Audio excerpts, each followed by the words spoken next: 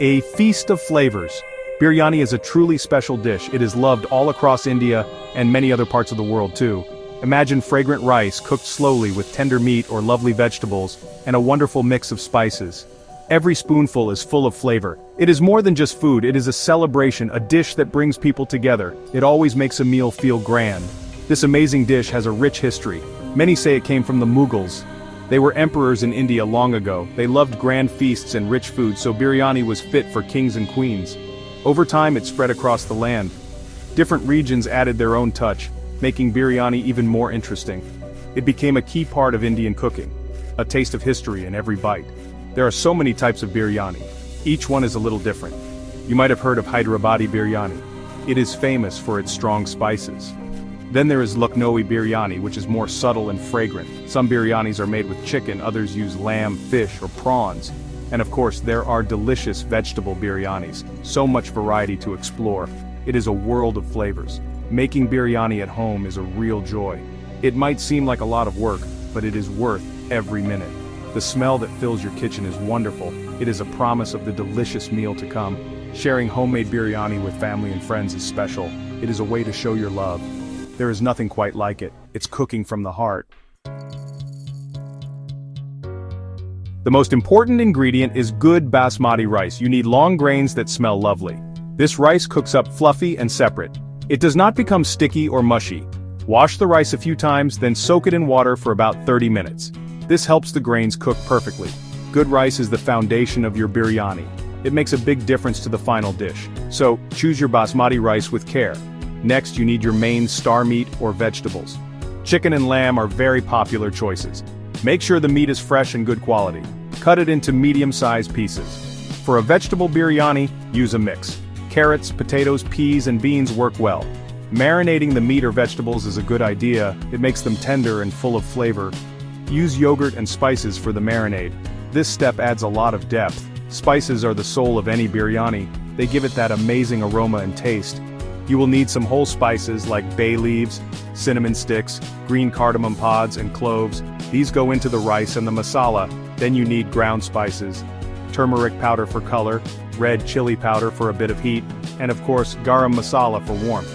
Don't be shy with the spices, they make biryani truly magical. There are a few other things you will need. Ghee or oil is essential for cooking. Ghee adds a lovely rich flavor. Onions are very important too. You will need to slice them thinly, then fry them until they are golden brown and crispy. These are called birista. Ginger and garlic paste is a must. It adds a pungent, warm flavor. Plain yogurt helps to tenderize meat and adds tang. Fresh mint and coriander leaves bring freshness. Saffron soaked in warm milk gives a beautiful color and aroma. First, let's get the rice ready. Take your soaked basmati rice and drain it very well. Now boil some water in a big pot. Add a few whole spices to the water like a bay leaf, some cardamom and cloves. This makes the rice fragrant. When the water is boiling, add the rice. Cook it until it is about 70% done. The grain should be soft on the outside but still have a little bite inside. Drain the rice carefully and spread it on a plate to cool slightly. Now let's make the meat or vegetable masala. Heat ghee or oil in a heavy bottom pan. Add sliced onions and fry them until they are a lovely golden brown. Take some out for garnishing later. Now add ginger garlic paste and sauté for a minute until it smells good.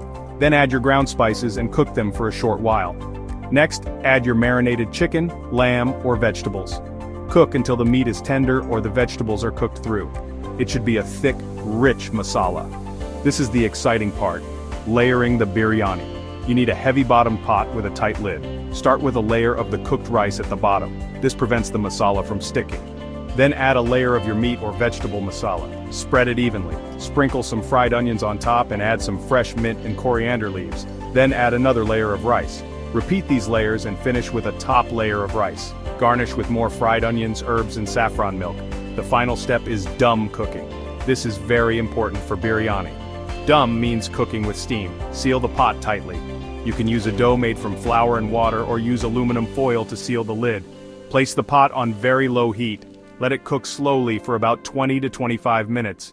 The steam will cook the rice fully, and all the flavors will mix together beautifully. This slow cooking makes the biryani so aromatic. Be patient, it is worth the wait. To make the best biryani, your rice must be perfect. Remember to use good quality basmati rice. Wash it well before soaking. This removes extra starch and helps make the grains fluffy. When you parboil the rice, be careful. Do not cook it fully. 70% cooked is just right. If it is overcooked, it will become mushy. We want separate, long grains in our biryani. This makes it look and taste wonderful. If you are making biryani with meat, marination is key. Do not skip this step. Marinate the chicken or lamb for at least a few hours. Even better, marinate it overnight in the fridge. The yogurt and spices in the marinade make the meat very tender.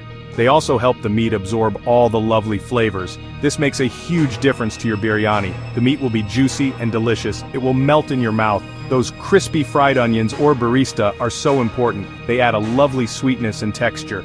To make perfect barista, slice your onions thinly and evenly. Fry them in hot oil or ghee. Fry them slowly on medium heat. Stir them often so they cook evenly. You want them to be a deep golden brown and very crispy. Be careful not to burn them.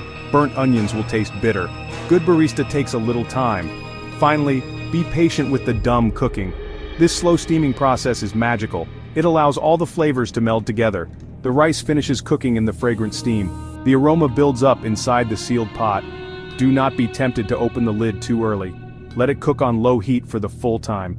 This makes the biryani incredibly flavorful and aromatic. Making biryani is an act of love. It takes time, but the result is always special. So I hope you try making it. Enjoy this wonderful journey of flavors.